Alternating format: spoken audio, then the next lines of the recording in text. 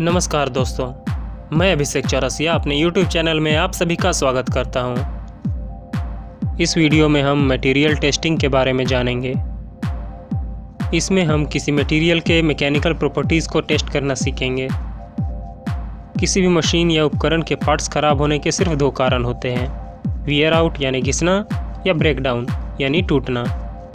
अगर कार के इंजन में आपस में रगड़ने वाले पार्ट्स घिसे नहीं और पावर ट्रांसफ़र करने वाले पार्ट्स टूटे नहीं तो इंजन हमेशा चलता रहेगा। हाँ, आपको इलेक्ट्रॉनिक्स या कुछ बाहरी पार्ट्स का तो ध्यान रखना ही होगा।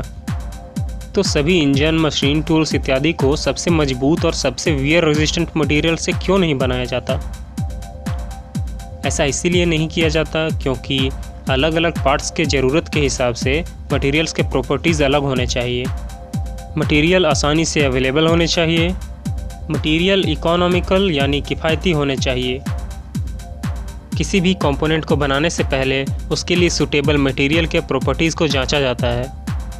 मटेरियल के प्रॉपर्टीज़ को जांचना महत्वपूर्ण है ताकि यह जाना जा सके कि चुना गया मटेरियल उस काम के लिए किफ़ायती और कारगर होगा या नहीं। मटेरियल टेस्टिंग दो प्रकार के होते हैं, पहला डिस्ट्रक्टिव टेस्टिंग, दूसरा non destructive testing.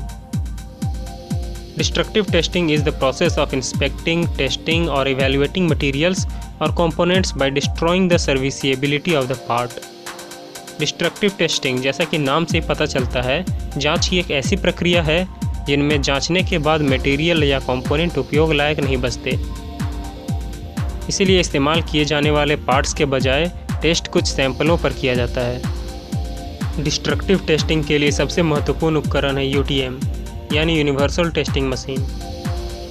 Universal testing machine में कई प्रकार के स्टैंडर्ड, टेंसाइल और कंप्रेशन टेस्ट किए जा सकते हैं। इस मशीन में किसी सैंपल को चक में होल्ड करके उसके ऊपर टेंसाइल लोड यानी खिंचाव बल या कंप्रेशन लोड यानी दबाव बल लगाया जा सकता है। लगाए गए बल को मशीन में लगे कंप्यूटर में रिकॉर्ड किया जाता है और इस जानकारी का इस्तेमाल करके सैंपल पर जांच किया जाता है। डिस्ट्रक्टिव टेस्टिंग में कंपोनेंट के ज़रूरत के हिसाब से इनमें से कोई एक या ज़्यादा प्रॉपर्टीज़ को जांचा जाता है।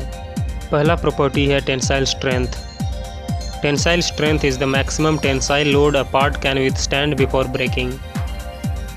टेंसाइल स्ट्रेंथ वह मैक्सिमम खिंचाव लोड है जो कोई वस्तु टूटने से पहले तक सह सकता है। इसे UTM यानी यूनिवर्सल टेस्टिंग मशीन में मापा जाता है।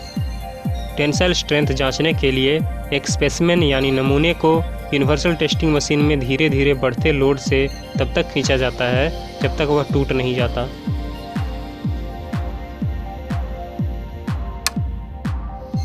टेंसाइल स्ट्रेंथ को कैलकुलेट करने के लिए स्पेसिमेन जितने लोड पर टूट जाता है उसे स्पेसिमेन के क्रॉस सेक्शनल एरिया से डिवाइड किया जाता है। यहाँ पर लोड यानी भार को पाउंड्स में और क्रॉस सेक्शनल एरिया को स्क्वायर इंच में दर्शाया जाता है। इसीलिए टेंसाइल स्ट्रेंथ को PSI यानी पाउंड्स पर स्क्वायर इंच में दर्शाया जाता है। Yield strength. Yield strength is the force required to permanently deform the test specimen. जब किसी पार्ट पर लगाए गए बल के कारण वह विकृत हो जाता है तो उस बल को उस वस्तु का यील्ड पॉइंट कहा जाएगा। इसे भी यूनिवर्सल टेस्टिंग मशीन में ही मापा जाता है। यील्ड स्ट्रेंथ जांचने के लिए एक स्पेसिमेन यानी नमूने को यूनिवर्सल टेस्टिंग मशीन में धीरे धीरे बढ़ते लोड से तब तक खींचा जाता है जब तक वह डिफॉर्म यानी विकृत नहीं हो जाता। यील्ड स्ट्रेंथ को कैलकुलेट करने के लिए स्पेसिमेन जितने लोड पर विकृत हो जाता है उसे स्पेसिमेन के क्रॉस सेक्शनल एरिया से डिवाइड किया जाता है। यहाँ लोड यानी भार को पाउंड्स में और क्रॉस सेक्शनल एरिया को स्क्वायर इंच में दर्शाया जाता है। इसीलिए यील्ड स्ट्रेंथ को भी PSI यानी पाउंड्स पर स्क्वायर इंच में दर्शाया जाता है। तीसरा इंपॉर्टेंट प्रॉपर्टी है स्ट्रेन। स्ट्रेन किसी वस्तु के ऊपर बल लगाने पर हुए बदलाव को दर्शाता है।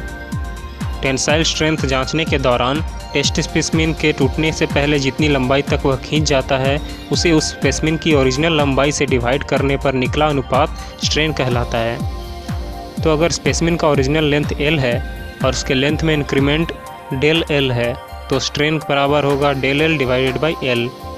इसकी कोई इकाई नहीं होती लेकिन आमतौर पर इसको इंच पर इंच में दर्शाया जाता है। चौथा प्रॉपर्टी है मॉडुलस ऑफ इलास्टिसिटी।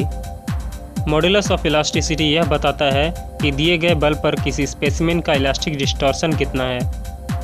यह लोड उस मटेरियल के यील्ड स्ट्रेंथ से कम होना चाहिए। मॉड्यूलस ऑफ इलास्टिसिटी को कैलकुलेट करने के लिए लगाए गए लोड को स्पेसिमेन के क्रॉस सेक्शन से डिवाइड किया जाता है और इससे निकले वैल्यू को स्ट्रेन से डिवाइड किया जाता है। मॉड्यूलस ऑफ इलास्टिसिटी को PSI यानी पाउंड्स पर स्क्वायर इंच में दर्शाया जाता है। नॉन डिस्ट्रक्टिव टेस्टिंग के बारे में हम अगले वीडियो में डिस्कस करेंगे। गुड बाय दोस्तों, आप सभी का वीडियो देखने के लिए धन्यवाद।